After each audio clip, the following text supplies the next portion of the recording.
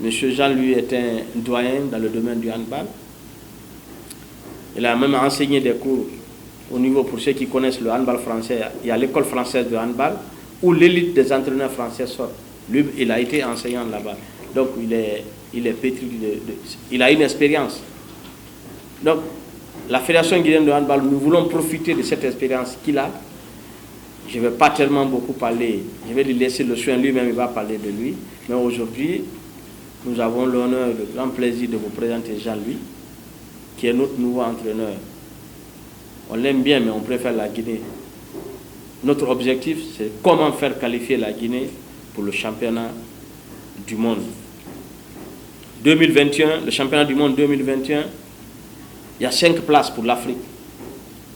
Aujourd'hui, les Jeux africains, nous sommes partis jusqu'en demi-finale. Donc nous nous sommes dit, si on est parti jusqu'en demi-finale pour les Jeux africains, où on n'avait pas notre effectif au complet, pendant que nous avons notre effectif au complet, rien ne nous empêche d'y aller. Donc l'objectif assigné à M. Jean-Louis, c'est de faire qualifier la Guinée pour le championnat du monde. On est clair dessus, on l'a dit. Lui aussi, c'est ça son objectif. Aujourd'hui, au niveau des cadets et juniors, nous n'avons pas de problème. Nos 2 équipes sont qualifiées pour les 2 championnats du monde. J'ai été un enseignant du handball dans ce qui s'appelle les pôles espoirs en France, ce qu'on appelait avant les sports-études. Donc j'ai fait ça pendant 15 ans avec des joueuses dans notre pôle où j'intervenais. On a sorti quelques joueuses qui ont fini International A. La plus emblématique, c'est Maria Massignaté, par exemple. Voilà.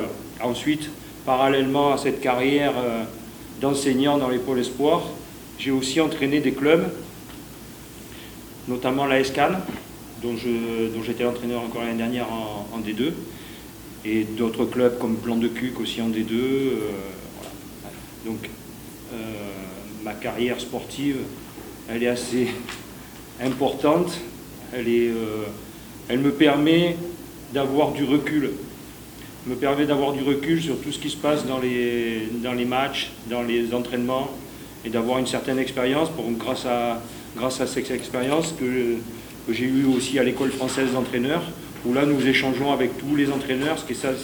À l'école française d'entraîneurs, c'est ce qui est le plus important, ce sont les échanges. Et comme je dis toujours, on apprend sans arrêt. Là, par exemple, maintenant, j'apprends toujours.